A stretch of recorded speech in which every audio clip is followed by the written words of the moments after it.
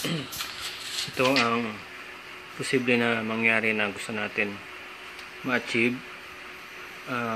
Yung bilis ng ikot, okay lang siguro to.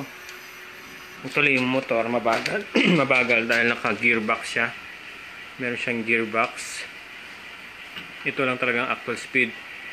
So, gusto ko pa sanang palakihin itong pulley na to para ma-maximize ko yung speed. Pero, for the meantime, pwede na yan.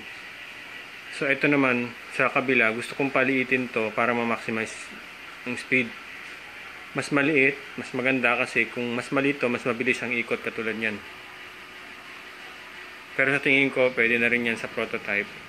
Ang kagandahan ngayon, pwede ko nang irekta sa shafting ang pulley. Gawan ko na lang ito ng kanal para doon siya papasok itong belt.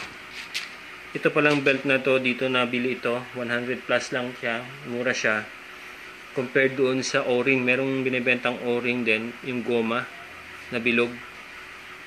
Tapos ganito rin siya. Pero ito mas matibay, mas mura. Ang concern lang nito, nag-slide. Tulad nito, halimbawa, pigilan ko to. Yan o. So, nag-slide siya. Kulang sa tension.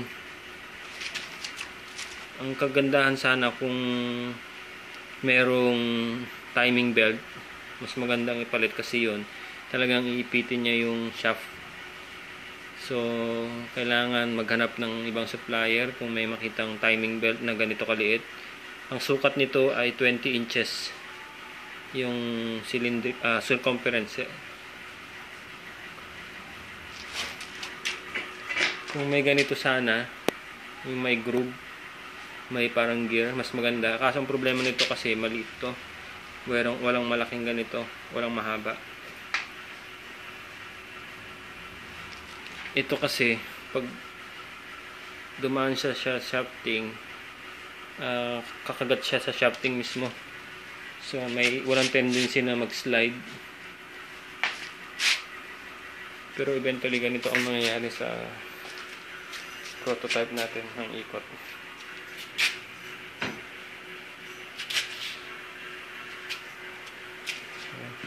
May goma pa naman yan na papasok dito. Papasukan ko lang.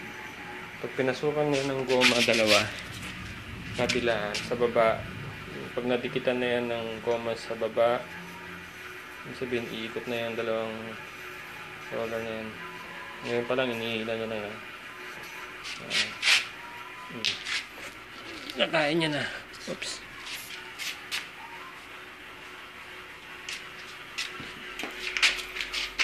So, kailangan maghanap ng timing belt.